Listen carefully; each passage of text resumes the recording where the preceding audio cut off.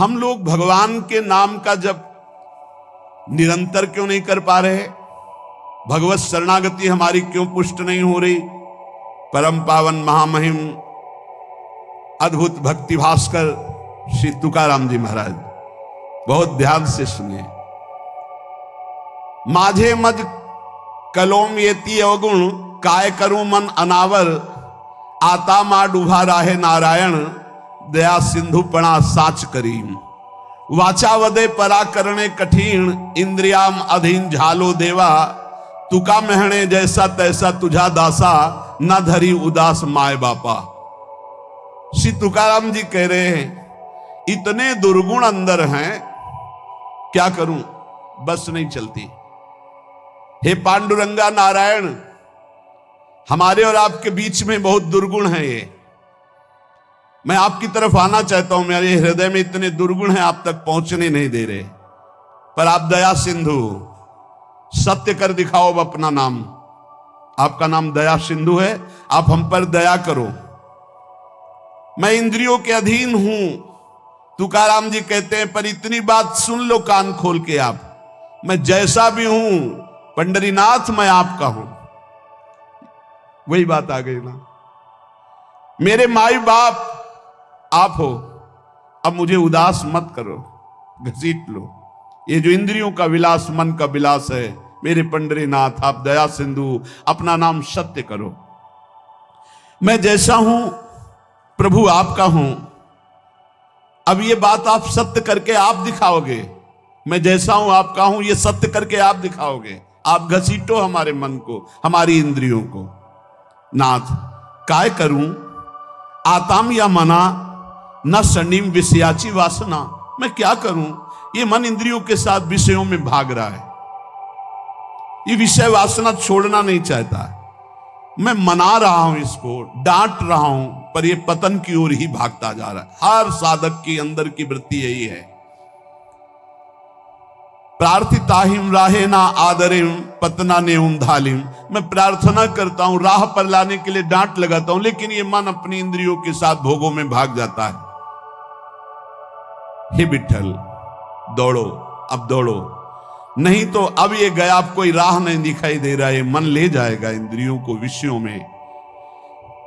ये सब तड़ातड़ बंधन तोड़ करके विषयों की तरफ भाग रहा है। आशा तृष्णा कल्पना ये पापिनी मेरा नाश कर रही। तुकाराम कहते चक्रपाणी पांडुरंगा अब बचा लो, नहीं बाद में क्या होगा, गिरने के बाद उठाने आओगे तो फायदा क्या, गिरने ही ना दो। आप ऐसे सामर्थ्यशाली हो। प्रार्थना, कल चर्चा चली थी कि मन को, इंद्रियों को विषयों से बचाने में हम असमर्थ हैं, तो हम प्रार्थना प्रभु से करें, पुकारें। जैसे गोस्वामी जी कल कह रहे थे कि हौ हार्यो करि जतन, विविध विधि अतिशय प्रबल अजय, तुलसीदास बस होई तबे जब प्रभु पेरक बरजय। हे नाथ मैं हार गया हूं, बहुत उपाय करके ये बस में नहीं हो रहा, आप डांट दो मन को, ये विषयों की तरफ ना जाए, आपके चरणों की तरफ जाए। ये भक्त की दैन्य पुकार होती। तुकाराम जी महाराज बहुत ऊंची स्थिति के महापुरुष हैं, वो अपने लिए ऐसी बात करे कि जब इंद्रियां ऐसी दशा में हो, मन ऐसी दशा में हो, तो प्रभु को पुकारो। अब जो बात कह रहे कि भगवान नाम जप करते हुए भी, प्रभु के मार्ग में चलते हुए भी हमें परमानंद क्यों अनुभव नहीं हो रहा, तो श्री तुकाराम जी कह रहे हैं कंचन, कामिनी और कीर्ति, ये तीन बड़ी खाइयां हैं। इस मार्ग में बहुत लोग चलने वाले नहीं हैं, परमार्थ में बहुत लोग चलने वाले नहीं हैं। केवल वेश धारण कर लेना चलना नहीं कहते, चलना अंदर का विषय होता है। इस मार्ग में चलने वाले बहुत पथिक नहीं होते। जो इस मार्ग में चलने वाले होते हैं उनके सामने तीन खाइयां हैं जिनको पार करके परम पद में पहुंचना है। पहली खाई है धन की। दुनिया में आपको कभी पैसा कमाने को ना मिला हो, लेकिन जब भगवान की तरफ चलोगे तो आपके सामने पैसे के रास्ते आने लगेंगे। अधिक से अधिक धन एकत्रित करना, गए पहली खाई में ही गुड़मड़ा करके गिर गए। यह ऐसे महापुरुष की बात है कि वीर शिवाजी रत्नों का ढेर तत्काल आदेश किया था, एक भी इसका प्रयोग नहीं होगा, तत्काल वापस राज खजाने में ले जाओ, मुझे बिल्कुल नहीं चाहिए। मैं विट्ठल के जिलाए जीता हूं, किसी और के जिलाए नहीं। रत्नों को स्पर्श भी नहीं किया। पैसे की खाई, रुपए की खाई, अर्थ की खाई में एक तो बहुत लोग चलते नहीं है, परमार्थ में तो गिने चुने लोग चलते हैं। अब जैसे मानो आप इतने लोग बैठे, कितने हैं भारत में, कितने 134-35 ऐसे करोड़ बताया जाता है। 40 हो गए होंगे, बढ़ रहे होंगे। 140 करोड़ में कितने लोग चलते होंगे भगवान के मार्ग में। उनमें भी कह रहे चलने वालों में भी ये 3 खाइयां हैं, कंचन, कामिनी, कीर्ति। इन खाइयों को ही पार करना बहुत कठिन होता है। जो इस अर्थ की खाई में फंस गए, अर्थ की खाई में, ये बैंक बैलेंस बैकुंठ ले जाएगा तुम्हें। यही जहां शरीर छूटा, जो कहते वैसे ही पड़ा रहेगा। पर वृत्ति कितने हुए? बोले 90। अब कितने हुए? बोले 100। अब कितने हुए? 110। उसके चिंतन का सुख होता है, उसी में फंसा रहता है। इन के इन प्रकार बहुत बुरी तरह फंसाती माया, बहुत बुरी तरह फंसाती है, जिसका कोई निर्णय नहीं किया जा सकता। केवल हरि गुरु कृपा करें तो इस कंचन से बचना हो जाए, नहीं बहुत बुरी तरह इसमें फंस जाते हैं। इसी के त्याग के लिए निकले थे, इसी में फंस जाते हैं, इसी में फंस जाते हैं। अब जो कुछ बहादुर कंचन त्यागी निकले, अर्थ त्यागी निकले, कभी जीवन में अपने सुख के लिए अर्थ का कभी प्रयोग नहीं किया, अर्थ को स्वीकार नहीं किया। अब इससे कोई निकला तो दूसरी है खाई, कामिनी, काम, चाहे स्त्री शरीर हो चाहे पुरुष शरीर हो। इसमें तो प्रायः जो कंचन से बच के आए, उनमें मुंह भरा इसमें गिर जाते हैं। काम भाव में बढ़िया से बढ़िया भोग व्यवस्था हो जाएगी, क्योंकि भगवान के मार्ग के पथिक हो। माया हर टांग मारेगी, तुम्हारे अंदर की बात जानती, तुम्हें क्या पसंद है, कैसा पसंद है, वैसी व्यवस्था कर देगी तुम्हारी। गिरो और इसके बाद जलो, सड़ो, फिर आगे नहीं चल सकते। जो कोई इस खाई से बचा तो तीसरी खाई मान प्रतिष्ठा। इसमें तो फिसल करके मान लो जिससे 100 चले तो 50 तो अर्थई में गिर गए, 25 कामिनी काम में गिर गए। अब जो 25 चले उनमें 1-2 निकल पाएगा। जो कहो हरिवंश रस बिरलो समझनहार, 1-2 ही जो पाइए खोजी सब संसार। अच्छा, गिरे हुए अपने को गिरा हुआ नहीं समझते, ये ऐसा गिरना है बड़ा लुभावना, बड़ा सुखद।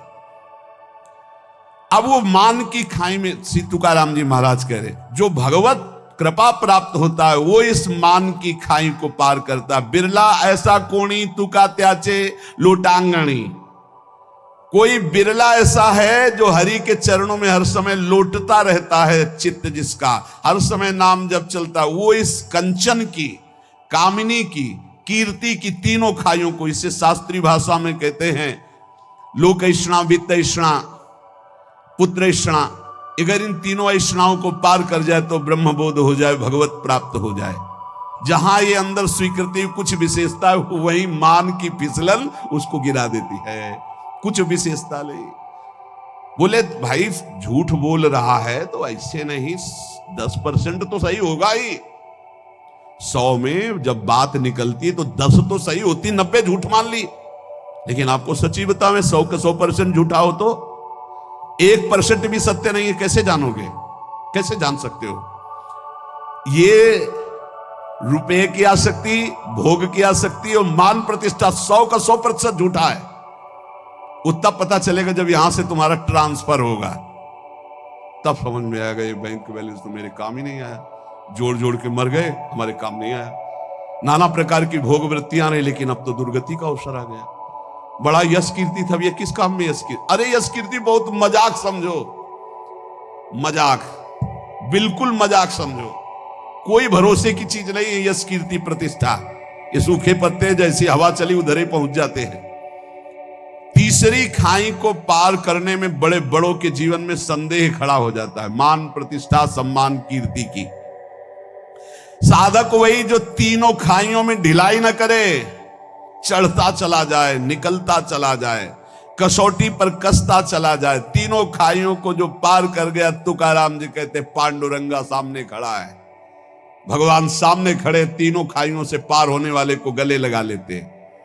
ये जो पहली खाई धन की है, वैराग्य की प्रथम अवस्था में साधक का बहुत बढ़िया वैराग्य होता है। कोई भी घर से निकलता है वैसे अच्छा, गुरु कृपा से ऐसा रहा कि जीवन भर, अब जीवन ही हो गया, अब अंतिम पड़ाव चल रहा है, पीछे वृंदावन तक कभी ऐसे छुआ भी नहीं, लिया भी नहीं। वृंदावन में पीछे बांदुकरी मांग करके था ही नहीं कि दवाई खरीद ले।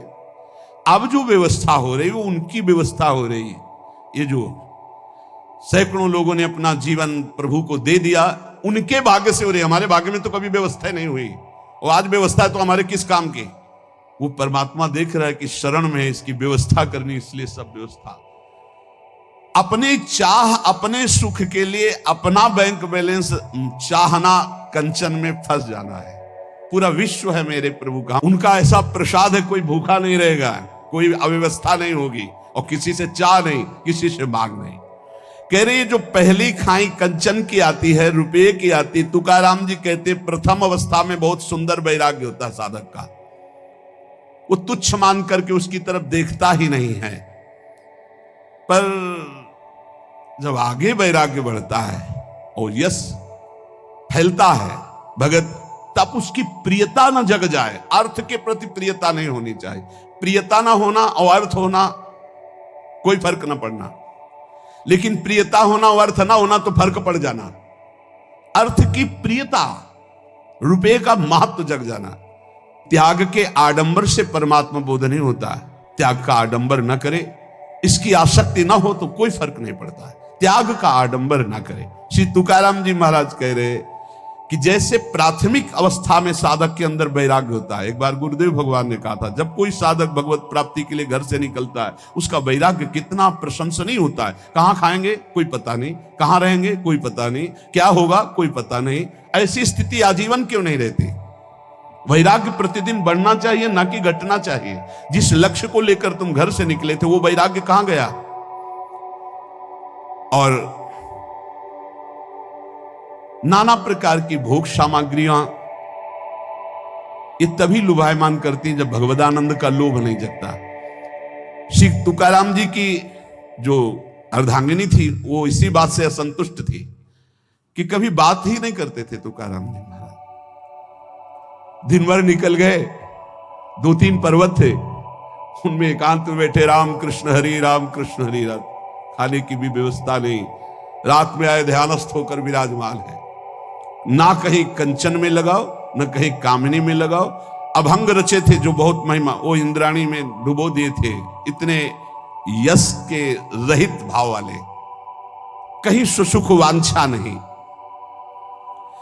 भंडारा नाम पर्वत पर ये चले जाते और पूरे दिन अंधेरे तक बस मंजीराए बज रहे हैं, तालियां बज रही, वाद्य बजाते हुए राम कृष्ण हरि राम कृष्ण हरि राम कृष्ण हरि।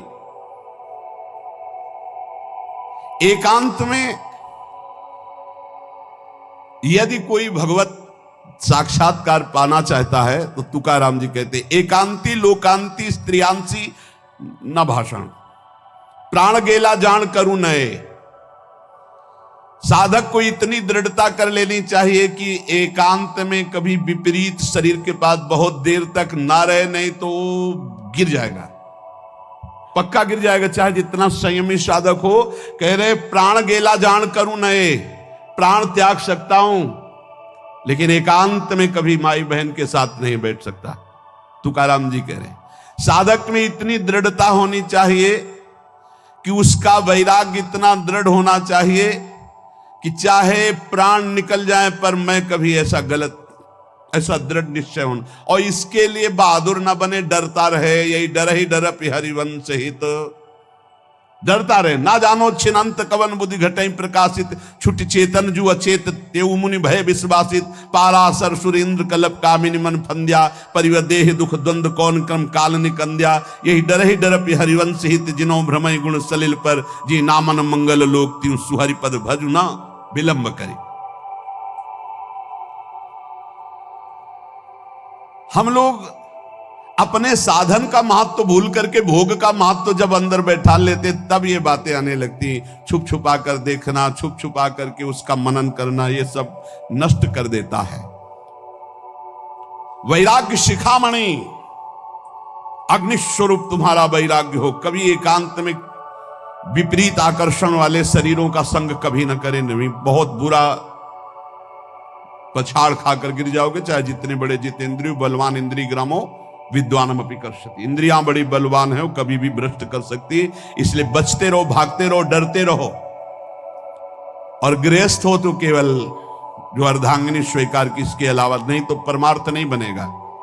जिसको अपना उद्धार चाहना है, जिसको अधोगति अपनी नहीं करनी है, इन बातों को साधक बड़े ध्यान से सुने। रात दिन भगवान के चिंतन में डूबना है तो अर्थ को एकत्रित करना और स्त्री संभाषण, एकांत आदि मिलन, बैठना, बात करना, ये सब छोड़ दे। ये मन बड़ा चंचल, थोड़ी देर लड़ पाओगे, इसके बाद फिर भ्रष्ट कर देगा, गिर जाओगे, फिर नहीं उठ पाओगे। जहां गिरना शुरू हो जाता है तो वो असमर्थ हो जाता है, उसकी हिम्मत खत्म हो जाती है। एक बार भंडारा पर्वत पर नाम कीर्तन में मगन थे श्री तुकाराम जी महाराज, और जब कीर्तन करने के लिए वो जाया करते थे, इतना सुंदर रूप, जो भगवत भजन करने वाले होते उनमें एक लावण्य जागृत होता है, भागवतिक। वो सांसारिक बनावटी सुंदरता नहीं होती है, जो नाना प्रकार के लेप लगा करके गोरा बनना, सुंदर बनना। तो एक नवयुवती रोज देखती थी तुकाराम जी को, चरणों में नूपुर बांधे पर्वत, भंडारा पर्वत की तरफ जाते, वो एकांत में खूब नाच नाच के भगवान को रिझाते, कीर्तन करते। वो अपने मन को नहीं रोक पाई, मानो भगवान परीक्षा ले रहे हो। जब वो आंख मूंद कर राम कृष्ण हरि जय जय राम कृष्ण हरि निवेदन किया जाकर, दंडवत, दूर से ही दृष्टि गई, देखा उसकी भाव भंगियों को। नेत्रों से देखने से ही पता चल जाता है तुम किस भाव से देख रहे हो। जे भी देखा, अंदर उनके जो भाव प्रकट हुए, इसी समय अभंग की रचना की। स्त्रियांचा तो संग ना को नारायणा, काष्ठाया पाषाणा मृत्यु केच्या, नाठवे हा देव ना घड़े भजन, लांचावले मन आवरे ना। दृष्टि मुखे मरण इंद्रियांचे द्वारे, लावण्य ते खरे दुख मूलो, तुका मेहणे जरी अग्नि ज्वाला साधु, तरी पावे बांधुम संघटे हो। नारायण, ये कौन सी लीला? हम तो काठ और पत्थर की और मिट्टी की भी स्त्री का स्पर्श नहीं कर सकते, आपने तो साक्षात भेजा है, किसी और से बात नहीं कर रहे। मुझे पता है कि आप मेरे कीर्तन और यश पर यह प्रश्न खड़ा करना चाहते हो। पांडुरंगा, आप भी जानते हैं कि आपके भजन का बाधक स्वरूप क्या है।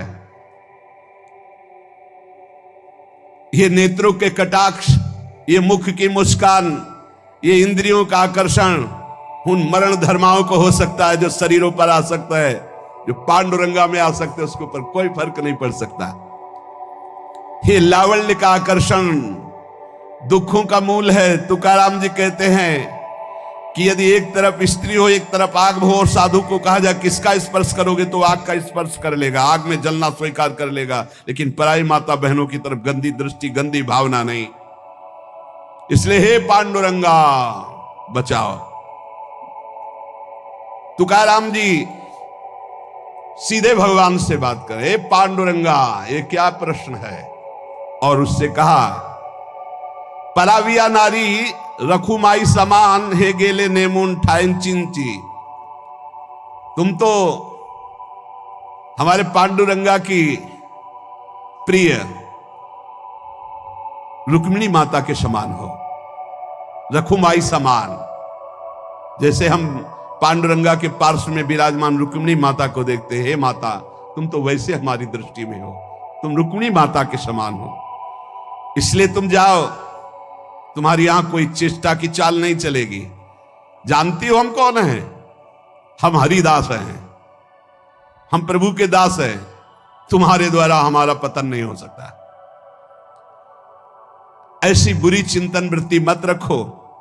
तुकाराम जी कहते हैं कि यदि उस स्त्री से कहा तुम्हें परपुरुष ही पसंद है तो बहुत संसार में है, यहां तुम्हारी चाल चलने वाली नहीं। तुकाराम जी ने सीधे साष्टांग दंडवत किया कि आप हमारे लिए रुक्मिणी मां के समान हो, रखुमाई रुक्मिणी मां, और हाथ जोड़कर कहा विदा हो, यहां आपकी कोई चाल चलने वाली नहीं। परमार्थ का महावीर सुभट एकांत भंडारा पर्वत है, कोई वहां दूसरा नहीं, और नवयुवती सुंदरी आकर्षण कर रही, हृदय में कैसी भावना है कि जो विठल के पार्श्व में विराजमान रुक्मिणी माता वो उनके समान आप हो, और साष्टांग दंडवत। यह है भक्ति का चमत्कार। महाप्रभु चैतन्य देव शुभ प्रवाह करते, हा कृष्ण हा कृष्ण। दो वैश्याएं आपस में देखी, बोले बहुत सुंदर सन्यासी है। कहा हमारी जैसी उसे पाला नहीं पड़ोगा इसलिए सन्यास ले लिया। बोले नहीं ऐसा तो नहीं दिखता। बोले अभी दिखाती हूं। नजदीक गई महाप्रभु तो से ही जो ही उन्होंने हाव भाव प्रकट किया तो रोते हुए प्रणाम करते हुए कहा मां आप ऐसी करुणा करो कि मेरा हृदय जल रहा है, मुझे श्री कृष्ण मिला। और वो जो विलाप, अब उनका हृदय इतना व्यथित हो गया, उनके पावन शब्द चरणों में गिरी। बोले प्रभु मैं बहुत नीच पापनी हूं, मैं कोई पवित्र विचार से नहीं आई थी, मैं तो गंदे विचार से आई। वो वहां कहीं प्रवेश ही नहीं इन शब्दों का। जैसे ठाकुर हरिदास जी के पास 3 दिन वैश्या, क्या प्रवेश, वही कृष्ण नाम की गूंज में उसको बदल दिया, वैश्या को बदल दिया, महाभागवत बना दिया। नाम ना छूटने पावे तो नामी को वहां हर समय सुरक्षा करनी पड़ेगी, कभी भी दास में परास्त होने वाली बात नहीं आएगी। मनुष्य मात्र इच्छा से बंधा हुआ है, भगवत प्राप्ति की इच्छा कर लो तो सब इच्छाएं आपको कभी परास्त नहीं कर पाएंगी, नष्ट हो जाएंगी। इसलिए आज के सत्संग की सार बात, अपने इष्ट देव के अनन्य हो जाओ और नाम जप में ऐसी निष्ठा रखो कि भगवान से भी बढ़कर भगवान का नाम है। और ये 3 खाइयां हैं जिनसे बचना ही होगा, कंचन, कामनी, कीर्ति। हम लोग भगवान की शरण में हैं, जो गृहस्थ भी भगवान की शरण में हैं। भगवान कह रहे हैं अनन्यश्चिंत्यन्तो माम ये जना परिपासते तेषाम नित्याभियुक्ता नाम योगक्षेमं वहाम्यहम्। जो मेरा अनन्य चिंतन करता रहता है उसकी अप्राप्ति की प्राप्ति कराना और प्राप्ति की रक्षा करना, ये दोनों मेरी जिम्मेवारी। इसलिए बेपरवाह निश्चिंत रहो, लेकिन ये 3 खाइयां इन पे गिरना नहीं। इनसे हमें बच करके भगवान की शरण में जाना है, भगवान की प्राप्ति करनी। ये हमारा अंतिम जन्म हो ऐसा निश्चय करो। नाम से बहुत कुछ हो सकता, कर तुम अकर तुम अन्यथा कर तुम सर्वसमर्थ। भगवान अजित को जो जीत ले वो नाम है भगवान का। भगवान के भक्तों में इतनी सामर्थ्य कि भगवान बोल पड़े आम भक्त पराधीनो, वो नाम से ही, वो नाम से सामर्थ्य है। जिसके लिए भगवान कह रहे मैं अस्वतंत्र हूं, परम स्वतंत्र। भगवान अपने को अस्वतंत्र बता रहे हैं। जगत जिनके चरणों की वंदना करता हो, कह रहे हूं निज भक्तन को दास, भगत मेरे मुकुटमणि। वो केवल नाम के बल से खूब नाम जप करो, भगवद आश्रित रहो। और जहां कहीं ऐसी समस्या दिखाई दे कि आप हार रहे हो, वहां भगवान हरि को पुकारो, वहां प्रियाजू को पुकारो, आपको बल मिलेगा, आप वहां से निकल पाओगे। बड़े दलदल हैं कंचन, कामिनी, कीर्ति के, ये भगवान की कृपा से। गिर जाना कोई आश्चर्य की बात नहीं, बहुत फिसलन है, लेकिन गिर के पड़े रहना ये आश्चर्य की बात है। खड़े हो और निकलो और भगवान की प्राप्ति करो। गिरना कोई आश्चर्य की बात नहीं है। ये मार्ग ही ऐसा फिसलन का है कि जो दौड़ा वो कभी न कभी, कोई विरला ही ऐसा है जो भगवान जिसको पकड़े हुए, नहीं तो गिरना वहीं पर। और जहां गिरा तो हरि आश्रय, तो गिरा क्यों, कीन हो इसका वो अभिमाना, नहीं गिर नहीं सकता। जहां अभिमान नष्ट हुआ